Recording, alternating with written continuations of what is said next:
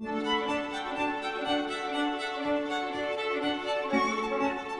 is the Luckiest Golfer on Earth podcast, where we follow the journey of one man as he attempts to play America's 100 greatest golf courses in a single calendar year. Ted Fenton and Michael Higgins break down and plan the golfing adventure of a lifetime that is scheduled to tee off on January 1st, 2023. Each weekly episode takes you inside the ropes to America's 100 greatest golf courses. Please join us each week as we talk to head PGA professionals, industry leaders, and some of the luckiest golfers on earth. Let's join Teddy and Higgy now. Welcome back to the Luckiest Golfer on Earth podcast. I'm one of your hosts, Teddy Fenton, joined with my oldest friend and high school golfing partner, Mr. Michael Higgins. How you doing this morning, Higgy? Teddy, I'm doing great, and as always, it's really special and an honor to be your co-host. I'm really looking forward to today's episode. Yeah, today we have a real treat. We've got another legendary Donald Ross design golf course to talk about today. We're going to be talking about Inverness Club in Toledo, Ohio, which has a legendary history. And we are so lucky and so fortunate to have the head PGA professional for the golf course, Mr. AJ Sikula. AJ, thank you so much for joining us. How you doing this morning? I am doing great now that I'm on with you two. Thank you for having me. A pleasure for you all to reach out, and honored to be here. I didn't realize that you all had some history, some longtime friends and some high school golf buddies. So who wins when you two play together? So who takes down whom? Well, Mike beats me usually. But, you got to remember, I got an autoimmune disorder. My left side's not working as good as it used to. So you had that in high school too? Yeah. Mike, truth be known, Mike and I, when we were juniors, I started out as number one and Mike was number two. And in a very, very fast order, that flipped, where Mike was the number one player and I was pulling up number two. But we played number one and two for a couple of years in high school and had an undefeated senior year and made a run at a state championship. It was a lot of fun, but we got a lot of history together, and that was one of the main reasons why I wanted Mike involved in this. Dynamic duo in that two team up again. That's awesome.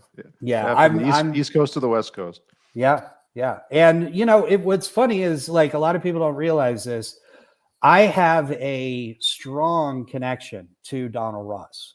I learned the game of golf where Mike is a member today at Worcester Country Club. And Worcester Country Club had an amazing caddy program that I got involved with when I think I was 11 years old. I wasn't even, I could have, at 11, I probably could have fit inside a black leather Burton bag.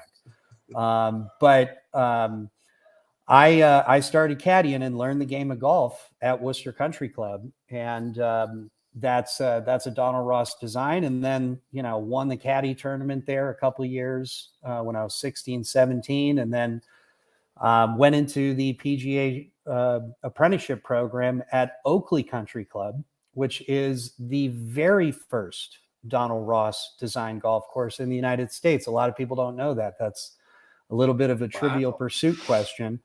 Donald Ross worked for old Tom Morris at the old course for the R&A, and someone suggested that he move to the United States, and this was in 1898 or 1899. And he became the first head professional at Oakley Club, which was Oakley Country Club. And at the time, there was only 11 holes there. And Donald Ross came in and redesigned the course, added 7 to what it is today, the 18 that it is today.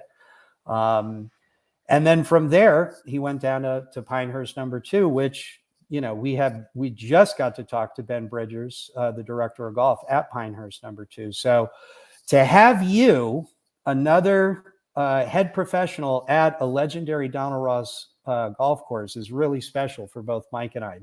I wanted to ask you some questions. I know you've been the pro there for I think 3 years, but you've got an incredible pedigree. I know you turned professional in what, 2011? Is that right? So in 2011 is when I entered the PGA program. Let's see, and I earned my PGA card. It was in 2013. Yeah, I was working the summer for Brendan Walsh up at the country club up at Brookline in Higgie's neighborhood up there in New England. And it was that fall where I earned my PGA status. Wow. And then where did you go from the country club? Let's see. So I guess it was before that winter, I got on down at Seminole. I was fortunate. I was working up at Prouts Neck up in Maine, and we had a couple members who were members also down at Seminole. And so at first I reached out to Bob Ford, of course, the legendary Bob Ford. Oh, and I asked him if I could just come observe him teach. I just wanted him to know that I existed. I just kind of wanted to get my name out there. And so I went down there. He was very gracious to have me.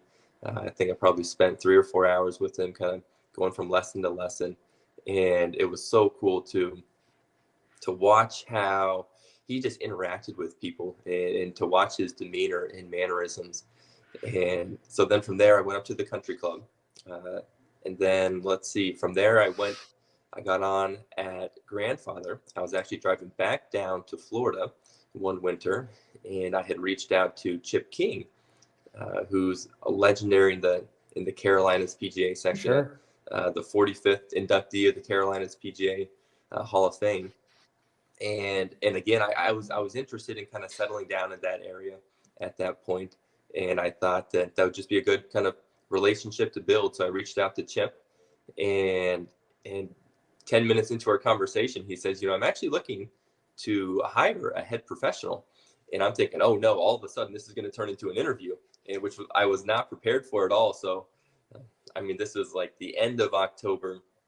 There's absolutely nothing going on at the club. And I knew he had some time, but I was trying to get out of the conversation because I didn't want it to turn into an interview.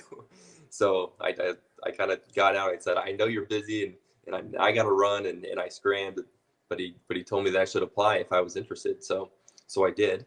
And I got that position. So I spent 5 years at Grandfather as its head professional and loved every minute of it. That was a tough place to leave. But then Inverness came about. I had developed a relationship with JJ Weaver, who is the co-head professional at Augusta National. And so when the Inverness job opened, I knew that JJ was spending time up at Inverness. That's where he goes during the 3 months that Augusta is shut down, and he was just the teaching professional there. And so when their head professional left, the club actually asked him if he would be interested in taking over. And he said, well, I can really only make that work if I name myself director of golf and hire my own head professional. And so he called me up and asked me if I'd be interested in, and I've told a lot of people that's the biggest professional compliment that I have ever received is to get that phone call. Wow, that's pretty amazing, getting a phone call from a pro at Augusta National to be the head pro at Inverness Club. That is an incredible story. JJ's he's got some New England ties. He was the PGA professional at the Boston Golf Club for a little while. You're exactly right. He started that club. That's right. Wow. So getting back to now, you're at Inverness. This is a legendary golf course. I believe the club was established in 1903. The course was built in 1919. It was a Donald Ross design. And this is a monster of a course in length from what I've read. And you get to play it all the time, AJ, but it looks like from the back tees, it's a par 71, and it's 7730 yards with a 78.4 rating and a 151 slope. Piece of cake, right? Come on. Yeah. Well, and then the next line down is who holds the course record, and it's Vijay Singh with a 63 during the 93 PGA Championship. That's just, I can't imagine. Like, what's your best number out at Inverness? I shot 2 under 69 last year. That was not from the black tees. That was not from the tips. I believe that was one tee box up, just over 7,000. That just, I mean, I tell people all the time that holes 2 through 9 from our back tees, I put that stretch of holes up against any stretch in the entire world for when it comes to difficulty. I mean, it is a true test. Yeah, 63 during the PGA Championship is legendary, and the PGA history at this golf course is. I'm just going to go through a short list here. You got the U.S. Open in 1920, won by Ted Ray. You have 1931 U.S. Open, won by Billy Burke. The 1957 U.S. Open, won by Dick Mayer, and then in 1979, Hal Irwin won the U.S. Open. A young, not quite the walrus at that point in 1973, Craig Stadler, skinny Craig Stadler, won the U.S. Amateur as, I think, like an 18-year-old in 1973. And then you have probably, would you say that the Bob Tway 1986 sand shot dunking it on Greg Norman is probably the most famous shot at Inverness? Definitely the biggest tail at Inverness for sure. Yeah. So that was the 1986 PGA Championship. And so he was in the front right greenside bunker on 18. And of course he holds out to win. But I think what a lot of people don't realize is that, of course, he's there jumping in celebration in the bunker and everyone's just going nuts. Yeah. But Greg Norman, he's actually on the front right, just off the green, and he had a chip to tie. So I think it was a little bit of a premature celebration. But of course, Greg Norman goes on to bloat a little bit past the hole and taps in to lose by 1. But that was obviously probably the signature moment in the history of Inverness when it comes to championships. And then we have a member tournament called the Tway. And so it's a 1-day member guest. And then all of the flight winners, we all meet in the Tway bunker. And we reposition the whole location to exactly where it was when Bob Tway holed out. And then, of course, the closest to wins the overall championship. So we try to commemorate that history and celebrate that history each year with our 1-day member guest called the Tway. Has there ever been anybody that's dunked it from the trap during that, like Tway did? No. Yeah. So that whole part of the green, that's the front right part of the green. There's not even a hole location there anymore. With the way that the green speeds have increased over the years, and I've heard the story of so many sand shots out of that bunker over and over and over has caused that sand to pile up and for that grade to get a little steeper over the last couple of decades. Mm-hmm. So there's not even a hole location there anymore. So when we put it there for the Tway, you have to hit a perfect shot to get it to 12 feet. So wow. I think the last couple of years, 12 to 14 feet has been the winning number. Holy smoke. Wow. Oh, that's pretty cool. That just shows how amazing that shot was from the get-go in 86. Just totally improbable that thing went in. Oh yes, hit the flag stick. If he didn't it was hit moving. The flag stick, that thing was going to motor past at least 5, 6, 7 feet. Yeah. Wow. Is there a prize or just bragging rights when you have that little event at the club? So our signature trophies that we give away for our big events are a grandfather clock. And I'll tell this story real quick. It's actually about the 1920 Open. So back then, all of the participants, the PGA professionals, the touring professionals, they were viewed as second-class citizens. They weren't even allowed into the clubhouses, into the locker rooms or anything. It was just that amazing? That's right. They almost were on the same level as caddies when you think about it. Isn't that crazy? So in 1920, so the founder of Inverness was SP Jermain. And so he went to the membership and then he went to the USGA and said, I want Inverness to open the doors to the PGA professionals as well. And so everybody agreed. And so as a token of thanks, Walter Hagen kind of started it. He pooled up a bunch of money from the other PGA professionals, and they bought a grandfather clock, and as a token of thanks. So that grandfather clock still sits in our main entrance at Inverness to this day. Wow, that's pretty special. That's pretty cool. Wow. So Higgy, you know this. You walk the halls of Worcester Country Club all the time. There's all sorts of photos. Like I used to be a busboy when I was, during the winter at Worcester Country Club in the dining room. So I could see all the pictures of the 1927 Ryder Cup and Walter Hagen and Ted Ray and Gene Sarazen and all of that. But when I was reading about Inverness, it seemed like someone in Inverness was really responsible for the whole Ryder Cup idea. Can you touch on that a little bit? Yeah, so that was our founder. That was SP Jermain. That was, I can't remember the exact date when the Ryder Cup started and kind of when these discussions began. 1927. That was the first one. So he threw it out to a handful of people saying that we should do some kind of international matches. And of course, that's what morphed into the Ryder Cup in 1927. And of course, it's continued to today and is now, maybe the hallmark event of the PGA. It's one of the biggest sporting events in the world. And the first Ryder Cup was actually supposed to take place across the pond and in 1926, and it wasn't able to happen. So the Worcester was able to lay claim to the first Ryder Cup, not only in the United States but ever. So, and obviously, wow, the story you just told about the golf course being so generous and opened their doors to PGA professionals at the time. I think that mantra has continued. You guys are amazing hosts to major championships. I mean, there are a lot of golf courses that aren't as generous as you all, and that says a lot about your membership and staff that you're willing to host these major events. 100%. I think it speaks most to our membership.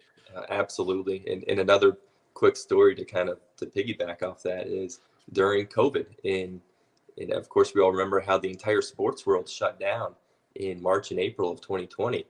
And so of course in 2020 we weren't expecting to host any event, and the LPGA reached out to the leadership at Inverness. This was probably it was about 5 weeks before the event actually happened, but they asked us to host the very first LPGA event post-COVID. And of course, this is when golf is booming. I mean, everybody needs to get out of the house for one reason or another. Yep. And so our golf course was slammed just like everybody else's was.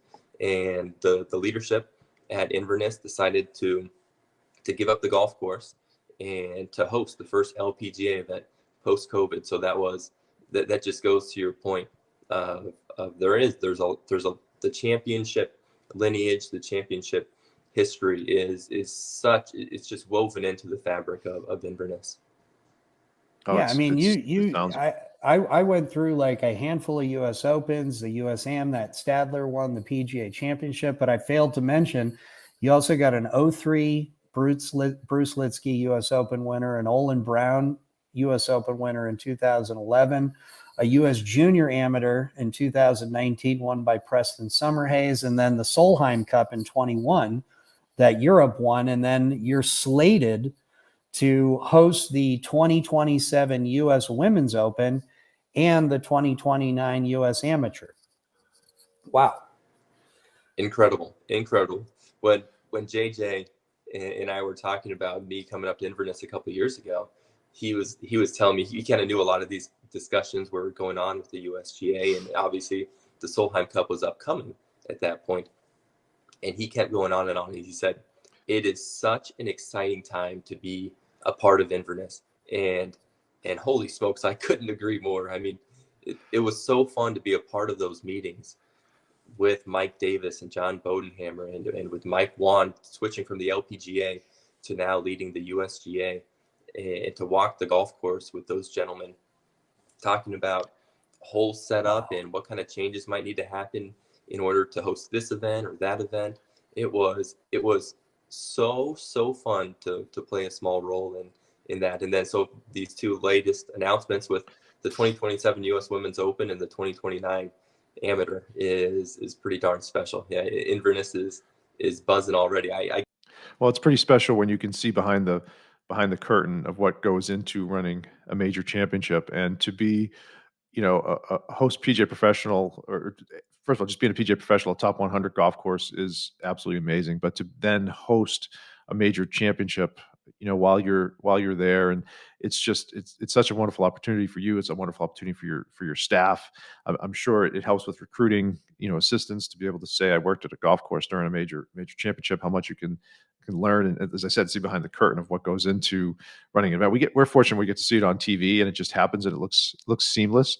But it's just amazing, what goes on leading up to it, what goes on the week of the event, and then even post event, taking things down and trying to get back to normal.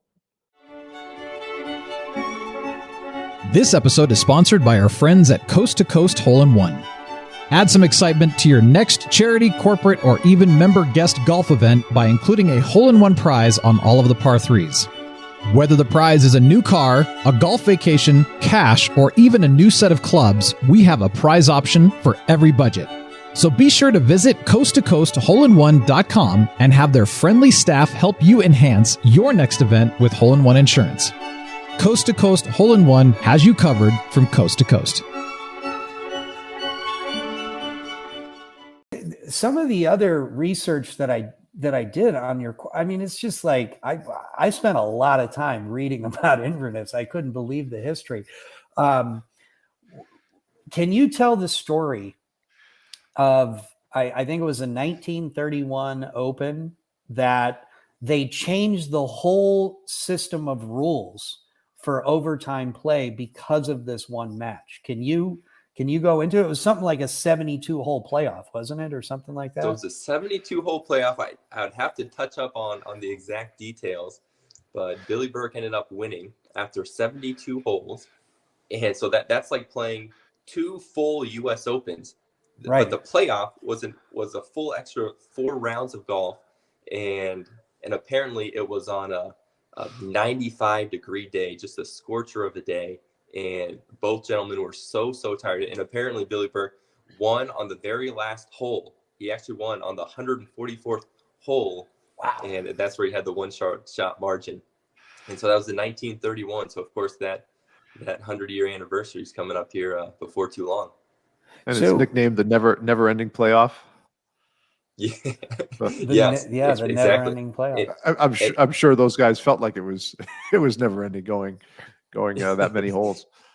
Can you guys imagine if they still played the U.S. Open the way that they did back then? Because in the 10s, the 20s, the 30s, before this match, the U.S. Open was played 18 on Thursday, 18 on Friday, and then you played 36 on Saturday for the winner. And if you were all tied on Sunday, you played another 36-hole playoff. And with these guys in 1931, they went through the 36-hole playoff, still tied, went to another 36-hole playoff, I believe, on Monday. And that's where he won on the 144th hole. And then I think as a result of that, the USGA changed the rules to no longer being a 36 playoff. It would just be an 18-hole playoff. And that's right, I believe, yes, what the rules are to this day. I think I'm going to bring that up to the New England PGA for our section championship. We'll have if it's tied, we're going to have a 36-hole playoff. Yeah, can you imagine? Really and you're walking, dude. That's legit. Well, another middle of summer, and that's what happened at Worcester, Teddy, when 1925 U.S. Open, when Bobby Jones called a penalty on himself on the 11th hole. That penalty stroke forced a playoff. He played a 36-hole playoff with Willie McFarland and lost the 1925 U.S. Open. You know, a lot of people don't know about that, but isn't that considered like one of the greatest U.S. Opens? Yeah, it was, because he on the 11th hole, he hit it down the left side, and there were no spectators around. And when he addressed his ball, the golf ball moved, and he called the penalty on himself. And the writers, the sports writers at the time, were praising him after the round, saying, "Oh my God, I can't believe you called the penalty on yourself, and that's so amazing, and your ethics and whatnot." And his quote was, "You might as well praise me for not robbing a bank. It's the rules of golf. It's what you're supposed to do." And that's the rules of golf. And that's cemented, integrity and sportsmanship with the game of golf, right? And to this day, it's a gentleman's game. It is. So AJ, one final thing I want to talk about before we finish up, and I can't thank you enough for your time. I mean, like I had said before in the other podcast, getting a head PGA professional from of America's 100 greatest golf clubs to get him on the phone for a 5-minute conversation is tough, let alone 30 or 40 minutes in an interview. So I can't thank you enough for your time. But again, back to the amazing history of Inverness Club. When I was going through the records of all the head professionals, I saw an unbelievable name as a head professional at Inverness Club, Mr. Byron Nelson. So do you have any kind of inside track on the story of how Byron Nelson came to the club and was the head PGA professional there? Because I know in the 30s and 40s, even the leading money winner on the PGA Tour, they still needed a day job. You couldn't support a family just on your tour winnings. So can you pick it up and tell us how Byron ended up at Inverness as the head pro? Yeah. Isn't that fascinating? I know that it's unbelievable. It's crazy to think how much has changed in the world of golf, and especially PGA professionals who are tour players now. Yeah. So back then they all had a home club that they taught out of. They had a day job and they worked out of. And so actually, so it's in 1940, there were two people. I don't know if you're digging actually this far, Teddy, but there were actually two people that applied for the head professional job in 1940 at Inverness. And it was Byron Nelson, and then Ben Hogan was the second. And so Ben Hogan, of course, actually went on to not get the job. But so then Byron Nelson was there from 1940 to 1944. During his tenureship as the head professional here at Inverness, he actually won the Masters. And then in 1940, he realized, you know what, I want to pursue this full time. And so he gave up Inverness. And then in 1945 was arguably the most legendary greatest year ever career, where he had 18 victories and 11 in a row. So that was the year after he left Inverness. That's amazing. Can you imagine being on the board at the club and saying, "Okay, boys, who do we want? Do we want Byron or Ben?" Like, can you imagine? Wow, what a tough choice. Can you imagine writing a letter to Ben Hogan saying, "I'm sorry, rejection letter. We're not going to hire you." Sorry, Ben. You're the greatest ball striker in history, but we're going to go a different direction. Yeah, we're gonna, and then Inverness was holding, it was holding Byron back, right? As soon as he left, he was able to win 18 times, 11 in a row, right? Man, just think about if we went on tour right now. I'm sure you all know the name Frank Stranahan. He's a legendary amateur, played in the Masters. Maybe the second best amateur to Bobby Jones, from what I know. Yes. So he's a Toledo boy. His family was behind Champion spark plugs, and so he was at Inverness. That's where he learned the game. And so the story goes that he was a pretty cocky young man at this point, and so he was constantly challenging Byron Nelson and saying, we need to go out there and play, and kind of running his mouth a little bit. So finally, Byron Nelson said, "Okay, all right, let's go play." So he actually got Frank Stranahan and then two other, I think one was a past club, a past champion at Inverness. I think he won the club championship a couple of times, and then another really good amateur player. So they played 3 versus 1. It was Byron Nelson versus those 3, their best ball of the 3. And that's actually, so Vijay Singh has the tie to the course record, because that same round, Byron Nelson goes out there and he shoots 63. which is still the course record, tied with DJ Singh in the PGA Championship. That's pretty amazing. That's one way to shut up an over confident amateur golfer, right? Three on one. Yes. That's pretty impressive. So AJ, I know you have some ties to the country club in Brookline, and I was fortunate to be there in the 1999 Ryder Cup. And we had a PGA member tent that we were staffing, and Byron Nelson came into the tent to just get out of the heat a little bit, watch some of the matches on TV in the PGA member tent, and then the United States won. The Ben, Crenshaw, amazing Ryder Cup comeback. It was just magical, and the closing ceremonies were coming up, and Byron says, is there any way, with all the crowd, is there any way that someone could give me a ride in a golf cart to the closing ceremonies? And my hand couldn't go up fast enough.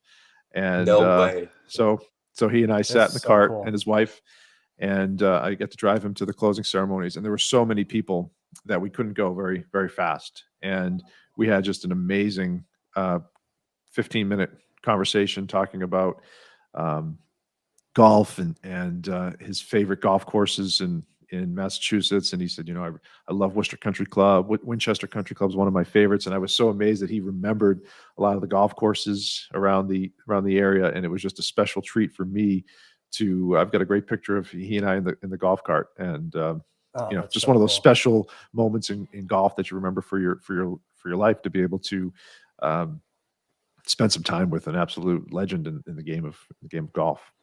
Really magical. Hey, that is incredible. What an awesome story. Yeah. And I mean, that was an honor. Too. Really cool. Of course, you hear stories about Ben Hogan can be a little, he kind of sticks to himself a little bit more.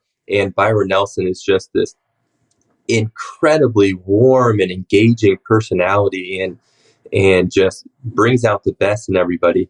And so that's not surprising to hear at all. That's a truly special moment you had with him.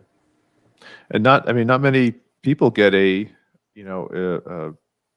hitting, a driving machine named after him, the Iron Byron, that tests all the drivers and golf balls, right? I mean, that's pretty special in its own right. Exactly. I'm still just blown away thinking about, like, can you imagine being in like 1941, 1942? You just roll into the pro shop at Inverness, and Byron Nelson's behind the desk, and, hey, pro, how you doing? You got time for a lesson today? Yeah, sure, Teddy, come on down to the range. And it's Byron Nelson giving you a lesson. Yeah. Well, it was certainly a different.